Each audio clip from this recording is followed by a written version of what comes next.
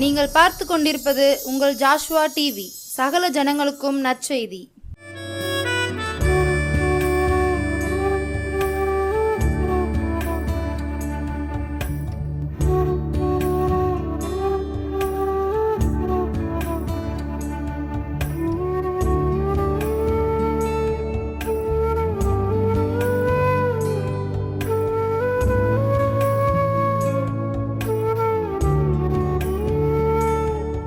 தேவனுக்கு மகிமை. தேவனாகிய கர்த்தரின் திருநாமம் மகிமைப்படட்டும். நம்முடைய உலக இரட்சகர் மீட்பருமாகிய இயேசு கிறிஸ்துவின் நாமத்தில் உங்களுக்கு என் அன்பான வாழ்த்துக்கள். ஆண்டவர் உங்களை ஆசீர்வதிப்பாராக. இந்த நாளிலும் நம்முடைய ஜோசுவா டிவி ஊழியங்கள் வழியாக உங்கள் இருதயங்களில் தேவனுடைய வசனங்களை விதைப்பதில் எனக்கு ரொம்ப மகிழ்ச்சி. இந்த நாளிலும் கர்த்தர் தந்த வார்த்தையை ஆண்டவருடைய வேத புத்தகத்தின் வழியாக நல்ல செய்தியாக கவனிப்போம். ஆண்டவருடைய வார்த்தைகளை கேட்டு பயனடைந்து நலமுடன் வாழ்வோமாக. ஆண்டவர் உங்களை ஆசீர்வதிப்பார். ஆமென். அல்லேலூயா. கர்த்தருக்கு மகிமை. இந்த நாளிலும் நல்ல செய்தியாக நாம் ஒரு ஆண்டவரை பின்பற்றிய ஒரு தேவ மனிதனுடைய வாழ்க்கையில் இருந்து நல்ல செய்தியை நாம் இன்னைக்கு கவனிக்க இருக்கிறோம். ஆதியாகமம் அதிகாரம் 37 வசனம் 6 முதல் 9 வரைக்கும். அவன் அவர்களை நோக்கி, நான் கண்ட சொப்பனத்தை கேளுங்கள்.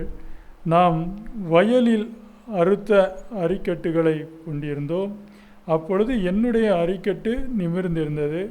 உங்கள் அரிக்கட்டுகள் என் அரிக்கட்டை சுற்றி வணங்கி நின்றது என்றான். அப்பொழுது அவன் சகோதரர் அவனை பார்த்து, நீ எங்கள் மேல் துரைத்தனம் பண்ணுவாயோ, நீ எங்களை ஆளப்போகிறாயோ என்று சொல்லி அவனை சொப்பனங்களின் நிமித்தம் அவன் வார்த்தைகளின் நிமித்தம் இன்னும் அதிகமாய் பகைத்தார்கள். அவன் வேறொரு சொப்பனம் கண்டு தன் சகோதரை நோக்கி, நான் இன்னும் ஒரு சொப்பனத்தை கண்டேன். சூரியனும் சந்திரனும் 11 நட்சத்திரங்களும் என்னை வணங்கினது என்றான். அல்லேலூயா. இது யோசேப்பு கண்ட சொப்பனத்தின் வாழ்க்கை. ஆண்டவருக்குள்ள தரிசனம் சொப்பனத்தை கண்ட இந்த யோசேப்பு தன் சகோதரர்கிட்ட சொல்லி தன்னுடைய மகிழ்ச்சியை வெளிப்படுத்தினார். இந்த மாதிரி நான் சொப்பனம் கண்டேன் அப்படின்னு சொல்லணும். அது அவங்களுடைய சகோதரங்களுக்கு கோபமாகவும் எரிச்சலாகவும் பொறாமையுமாக இருந்ததுன்னு பார்க்குறோம் வேதத்தில். ஆண்டவருடைய வேத புத்தகத்தில் யோசேப்புங்கிற இந்த வெற்றியுள்ள மனிதன் வாழ்க்கையை தான் நம்ம இன்னைக்கு பார்க்க போகிறோம். பார்த்திங்கன்னா யோசேப்பின் வாழ்க்கைன்றது ஒரு 3 காரியங்களை நம்ம பார்க்க போகிறோம். அதாவது அவர் தன்னுடைய வாழ்க்கையில் எப்படி தேவனை மதித்து வாழ்ந்தார்ன்றதை பார்க்க போகிறோம். முதல் பகுதியாக பார்த்திங்கன்னா யோசேப்புடைய வாழ்க்கையை நம்ம சொல்லணும்னா, சேற்றில் நடுவில் வளர்ந்த ஒரு செந்தாமரை பூ போல யோசேப்பின் வாழ்க்கை. முட்கள் நடுவில் மலர்கிற ஒரு ரோஜா பூ மாதிரி யோசேப்பின் வாழ்க்கை இருக்குது. வாழ்வில் உயர்ந்து நின்றவர் யாக்கோபுடைய 11வது மகன் இந்த யோசேப்பு. யோசேப்பு ஆண்டவரை தன்னுடைய வாழ்க்கையில் எப்பவுமே மதிப்பாக வச்சுருந்தார். அவர் தன்னுடைய வாழ்க்கை சூழலில் ஆண்டவரை மதித்து நடந்தார்ன்றதை பார்க்குறோம். மனிதர்களை விட ஆண்டவருக்கு முக்கியத்துவம் கொடுத்த மனிதர் யோசேப்பு. மனிதர்களை அவர் அவ்வளோ முக்கியத்துவப்படுத்தி இருக்க மாட்டார். ஆனால் ஆண்டவர் தான் தன்னுடைய வாழ்க்கை முழுவதும் அவருடைய எந்த அளவுக்கு முக்கியத்துவப்படுத்தினார், முன்னிலைப்படுத்தினார்ன்றதை நம்ம பார்க்க முடியும். அடுத்து பார்த்திங்கன்னா, அண்ணன்மார்கள் வழி அவர் பின்பற்றலை. தன்னுடைய சகோதரங்க செய்கிற தவறுகளை தகப்பன் யாக்கோபுக்கிட்ட யோசேப்பு என்ன செய்வார், தன் அண்ணன்மார்கள் செய்கிற தவறுகள் எல்லாம் சொல்லுவார். ஆமாம், இவர் 11வது பையன். இதற்கு முந்தின 10 பேர் இருக்கிறாங்க. அவங்கள நான் இவரும் ஒருத்தராக பயணிக்கலை வாழ்க்கையில். இவருடைய பயணம் பார்த்தீங்கன்னா தனியாக இருந்துச்சு. அவங்களுக்கும் இவருக்கும் ஒரே நிலை கிடையாது. அவங்கக்கிட்ட இருந்த குணநலங்கள் யோசேப்புக்கிட்ட கிடையாது. அவங்க செய்த தப்பிதங்கள் தவறுகளோடு யோசேப்பு என்ன செய்யலைன்னா ஒத்து போகலை வாழ்க்கையில். இவர் தன்னுடைய சகோதரங்களை செய்கிற சிறு சிறு தவறுகளெல்லாம் பார்த்திங்கன்னா அப்பா கிட்ட எடுத்து சொல்லுவார். இப்படி தான் யோசேப்பு சகோதரங்க கூட வளர்ந்துருந்தாலும் இவர் அந்த சகோதரங்க மாதிரியே வளரலை. அல்லேலூயா. இவர் அந்த சகோதரங்க மாதிரியே வளரல. இவர் ஆண்டவருக்கு முக்கியத்துவப்படுத்தினார், கர்த்தருக்கு முக்கியத்துவம் கொடுத்தார்.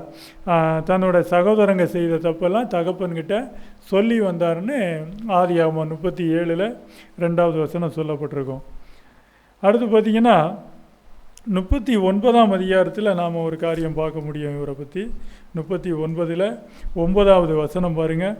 இந்த வீட்டிலே என்னிலும் பெரியவன் இல்லை, நீ அவருடைய மனைவியாக இருக்கிறபடியால் உன்னை தவிர வேறொன்றையும் அவர் எனக்கு விலைக்கு வைக்கவில்லை. இப்படி இருக்க நான் இத்தனை பெரிய பொல்லாங்குக்கு உடன்பட்டு தேவனுக்கு விரோதமாய் பாவம் செய்வது எப்படி? தேவனுக்கு விரோதமாய் நான் எப்படி பாவம் செய்கிறது அப்படின்னு சொல்லி இவர் சொல்கிறார். பாருங்கள், தேவன் யோசேப்புக்கிட்ட நேரடியாக பேசலை, ஒரு சொப்பனம்தான் கண்டார். ஆனாலும் அந்த தேவ பக்தி வாழ்க்கை இவருக்குள்ளே இருக்கிறத நம்ம பார்க்குறோம். பாருங்கள், இன்றைக்கி பிறந்த இடத்த விட்டு வளர்ந்த இடத்த விட்டு சகோதரங்களை விட்டு தாய் தகப்பனெல்லாம் விட்டு இங்கே இந்த தேசத்தில் எப்படி இருக்கிறாரு? யோசேப்பு எகிப்துக்கு கொண்டு போகப்பட்டார். இந்த எகிப்தில் பார்வோனின் பிரதானியும் தலையாரிகளுக்கு அதிபதியுமாகிய போத்திபார் என்னும் எகிப்து தேசத்தான் அவனை அவ்விடத்திற்கு கொண்டு வந்த இஸ்மவேலர் இடத்தில் விலைக்கு வாங்கினான். பாருங்கள், யோசேப்பு அவங்க அண்ணன்க விற்று போட்டுட்டாங்க இஸ்மவேலர் இடத்துல. அவங்க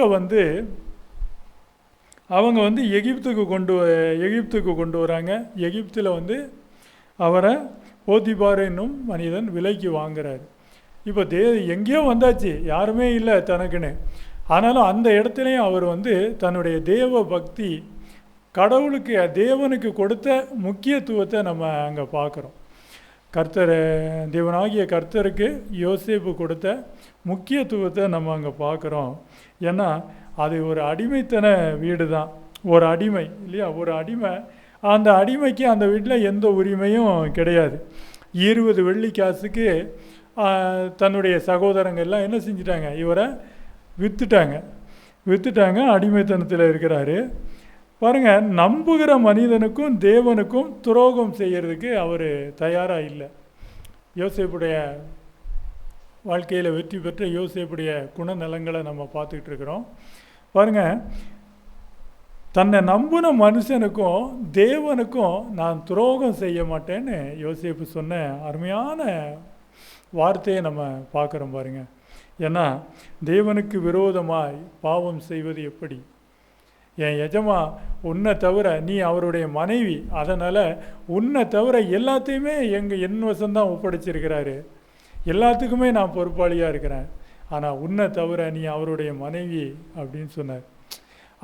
போத்திபாரின் மனைவி யோசேப்பின் மேலே ஆசைப்படும் போது கூட யோசேப்பு அதை உதறி தள்ள தயார் நிலையில் இருந்தார் இல்லையா?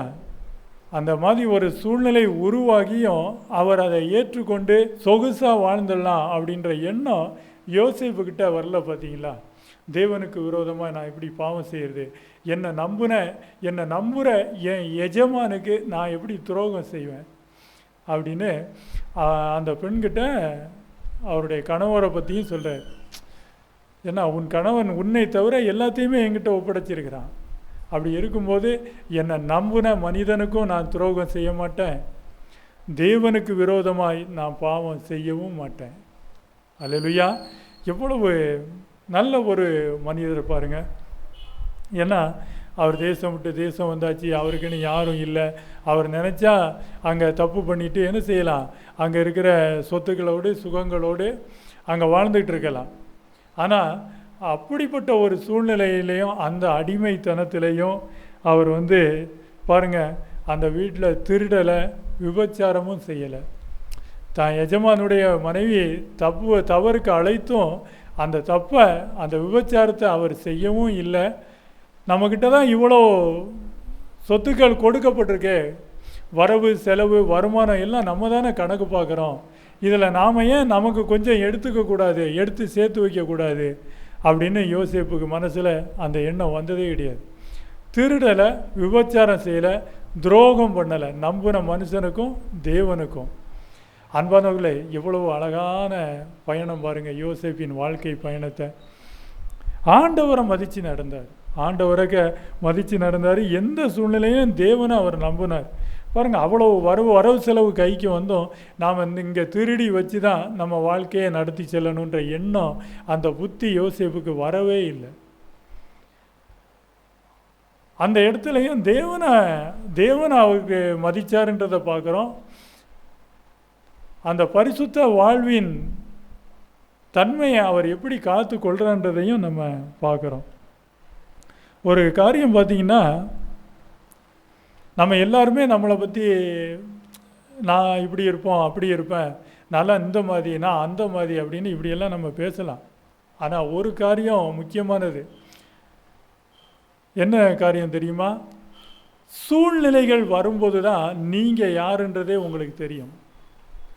ஒரு சூழ்நிலை நம்மளை சுற்றி உருவாகாத வரைக்கும், நம்ம அந்த சூழ்நிலைக்குள்ளே அகப்படாத வரைக்கும், அப்படி ஒரு வாய்ப்பு வராத வரைக்கும் நம்ம என்ன செய்யலாம்? ஒரு ஸ்டடி மனிதனா, மனதிடம் உள்ளவரா, எப்படினாலும் காமிச்சிக்கலாம். நல்லவனாக காமிச்சிக்கலாம், தைரியம் உள்ளவனாக காமிச்சிக்கலாம், ஞானம் உள்ளவனாக காமிச்சிக்கலாம். எப்படி காமிச்சாலும் ஒரு சூழ்நிலை வரும்போது தான் அந்த இடத்துல அந்த சூழ்நிலையை நம்மளால் ஜெயிக்க முடியுதா இல்லையா, அந்த இடத்துல தான் நீங்கள் யாருன்றதே உங்களுக்கு அடையாளம் தெரியும். யோசேப்புக்கு அப்படி ஒரு சூழ்நிலை வந்துச்சு. தன்னுடைய எஜமான் மனைவியே தன் மேலே ஆசைப்பட சூழ்நிலை வந்துச்சு. அந்த சூழ்நிலையில் அவர் அங்கே தப்பு செஞ்சுட்டு என்ன செய்யலாம்? அங்கே அந்த வீட்டில் நல்ல சுதந்திரமாக வாழ்ந்திருக்கலாம். ஆனால் அவர் என்ன செஞ்சார்? அதை வேண்டான்னு விலக்கி வச்சார். அப்போ அவர் எந்த விதத்திலையும் தேவனை கனம் பண்ணார், தேவனுக்கு மதிப்பு கொடுத்தார். அவருடைய சூழ்நிலை, திருடக்கூடிய சூழ்நிலை வந்துச்சு, அவர் திருடலை. விபச்சாரம் செய்ய வேண்டிய சூழ்நிலை வந்துச்சு, அவர் விபச்சாரம் பண்ணலை. தான் எஜமானுக்கு துரோகம் பண்ணக்கூடிய சூழ்நிலை வாய்ப்பெல்லாம் கிடைச்சிது, ஆனால் அவர் என்ன செய்யலை? துரோகம் பண்ணலை.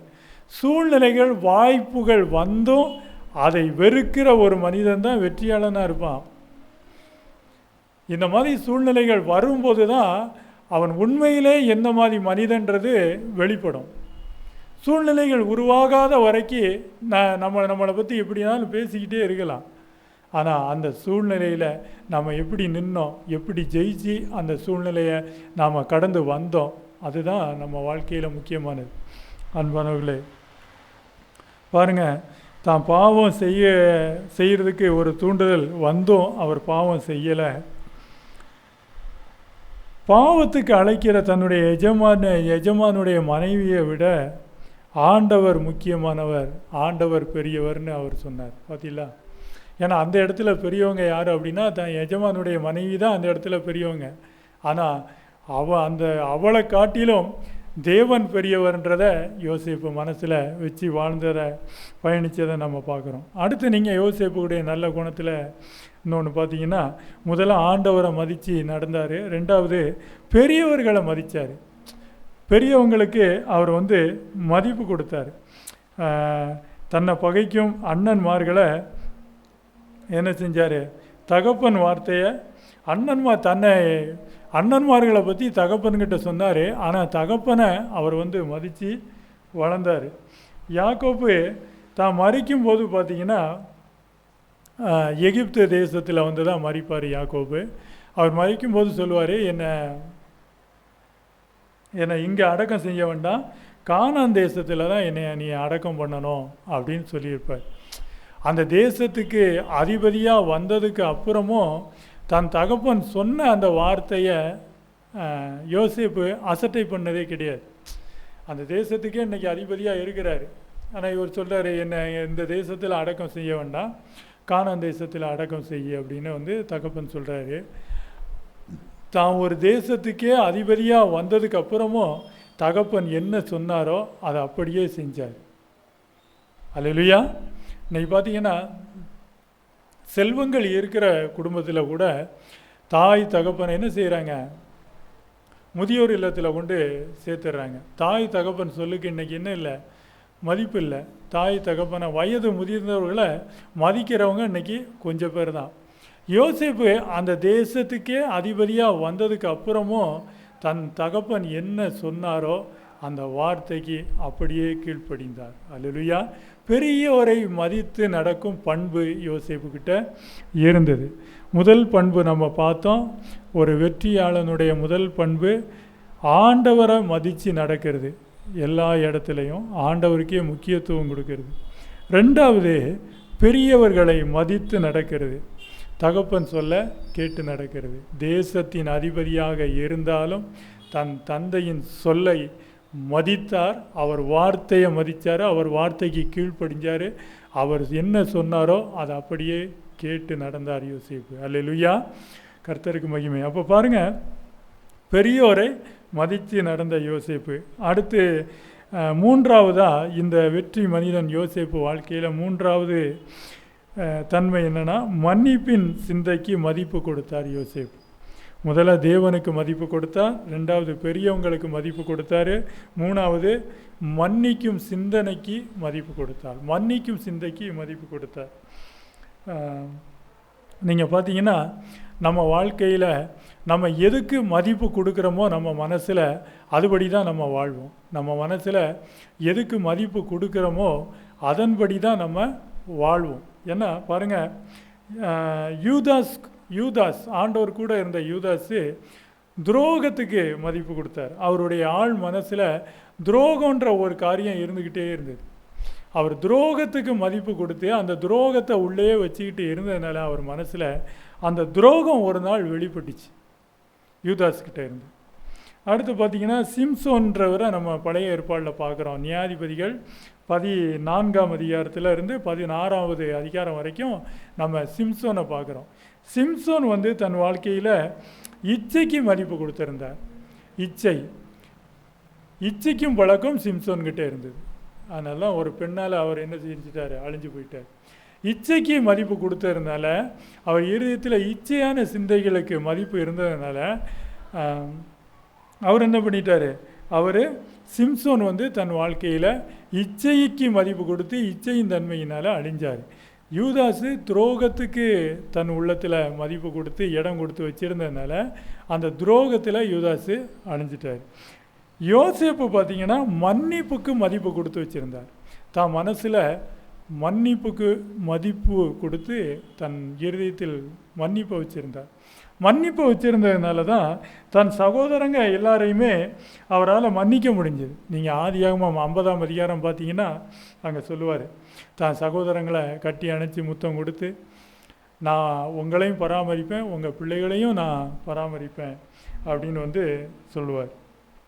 ஏன்னா நீங்கள் எனக்கு தீமை செய்ய நினச்சிங்க, ஆனால் தேவன் எனக்கு நன்மையை செஞ்சாருன்னு சொல்லுவார். ஏன்னா பாருங்கள், உள்ளத்தில் கசப்பு வெறிகளை வெற்றி கொண்டார்ன்றதை நம்ம பார்க்குறோம்.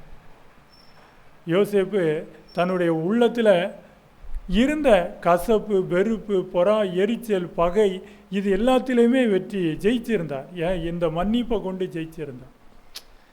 ஏன்னா பழி வாங்கணும்னா ஈஸியாக யோசேப்பு பழி வாங்கிடலாம். ஆனால் யோசேப்பின் உள்ளத்தில் மன்னிப்புக்கு மதிப்பு இருந்தது. தீமையை அவர் என்ன செஞ்சாருன்னா நன்மையாலே வெற்றி கண்டார். அப்போஸ்தலன் பவுல் ரோமர் 12ஆம் அதிகாரத்தில் 21ஆவது வசனத்தில் சொல்லுவார், தீமையினால் வெல்லப்படாமல் தீமையை நன்மையினாலே வெல்லு அப்படின்னு சொல்லியிருப்பார். ஆமாம், ஒரு தீமையை நன்மையினால் நாம் வெல்லணும். இதை யோசேப்புக்கிட்ட நம்ம பார்க்குறோம் இல்லையா? தன்னுடைய அண்ணன் சகோதரங்க தனக்கு தீமையே செஞ்சிருந்தோம், யோசேப்பு ஒரு தீமை கூட தன்னுடைய அண்ணன்களுக்கு செய்யலை. தன்னுடைய அண்ணங்களுக்கு நல்லதை மட்டுமே செஞ்சார். அவர் மனசில் அண்ணன்கள் தன்னனுக்கு தப்பு செஞ்சுருந்தாலும் அதை மன்னிச்சார். மனசில் கசப்பு கிடையாது, பகை கிடையாது, விரோதம் கிடையாது, அவங்கள அழிக்கணுன்ற எண்ணம் கிடையாது. அவங்க இவனை அழிக்கணுன்ற எண்ணத்தோடு இருந்தாங்க, செயல்பட்டாங்க. ஆனால் அதை எல்லாத்தையுமே யோசேப்பு மன்னித்து தான் அண்ணன்களை கட்டி அணைச்சி முத்தம் கொடுத்து, நான் உங்களையும் காப்பாற்றுவேன், உங்கள் பிள்ளைகளையும் நான் பராமரிப்பேன்னு சொல்லி அரவணைச்சார். பாருங்கள், அந்த மன்னிக்கும் தன்மைக்கு மதிப்பு இருந்தது யோசேப்பின் இதயத்தில். இந்த 3 வெற்றி பண்புகளை நம்ம யோசேப்பு வாழ்க்கையில் பார்த்தோம். 1, ஆண்டவரை மதித்து நடந்தார். 2, பெரியவர்களை மதித்து நடந்தார். 3, மன்னிப்பின் சிந்தனைக்கு அவர் முக்கியத்துவம் கொடுத்தார். சிறந்த வெற்றியாளனாய் வாழ்க்கையில் வாழ்ந்தார்ன்றதை நம்ம பார்க்குறோம். அதனால் இந்த 3 காரியங்களை மனதில் வைத்துக்கொள்ளுங்க. இந்த நேரத்தில் இந்த நல்ல செய்தியை உங்களுடைய இருதயங்களில் விதைக்கும்படி தேவன் அடியனுக்கு கிருபை செஞ்சார். அவர் கொடுத்த வார்த்தையை உங்ககிட்ட கொடுத்துருக்கிறேன். யோசேப்பின் வாழ்க்கையில் 3 காரியங்களை நம்ம பார்த்தோம். இதை நீங்களும் வாழ்க்கையில் கடைபிடிச்சி ஒரு வெற்றியாளனாய் வாழ்க்கையில் ஜெயிக்க இயேசுவின் நாமத்தில் உங்களுக்கு என் அன்பான வாழ்த்துக்கள். ஜெபிப்போமா? ஸ்தோத்திரம் ஆண்டவரே, எங்களை நேசிக்கிற எங்கள் அன்பான தெய்வமே, கிருபையும் இரக்கமும் தயவும் உள்ளவரே, நன்றி செலுத்துகிறேனப்பா. இந்த நாளிலும் கடந்த நாள் வரையிலும் எங்களை பாதுகாத்து வந்து இந்த நாளை காண செய்தீர். இந்த நாளிலும் என் தேவனாகிய கர்த்தர் நீங்கள் கொடுத்த வார்த்தையை இதோ அப்பா இந்த ஜோசுவா டிவி ஊழியங்கள் வழியாக விதைத்து இருக்கிறேன். இந்த விதைகள் இருதயங்களில் விளைச்சலை தரட்டும் அப்பா. இந்த நல்ல செய்தியை கேட்டு கொண்டிருக்கிற பார்த்து கொண்டிருக்கிறதான அனைத்து இருதயங்களிலும் சஞ்சலமும் தவிப்பும் வேதனையும் நீங்கி போகட்டும். இயேசுவின் சந்தோஷம் சமாதானமும் உண்டாக இந்த இருதயங்களை, இந்த ஆத்துமாக்களை இயேசுவின் நாமத்தில் வாழ்த்தி ஆசீர்வதிக்கிறேனப்பா. காத்து கொள்ளுங்க, பலப்படுத்துங்க, ஆசீர்வதிங்க. இந்த நல்ல விதைகள் இந்த இருதயங்களில் 30, 60, 100 பலன் அடையட்டும் அப்பா. இந்த நல்ல செய்தி கேட்ட இருதயங்களில் விளைச்சலை தர இயேசுவின் நாமத்தில் வாழ்த்தி ஜெபிக்கிறேன். இயேசுவின் நாமத்தில் ஆசீர்வதியும் பிதாவே. ஆமேன், ஆமேன்.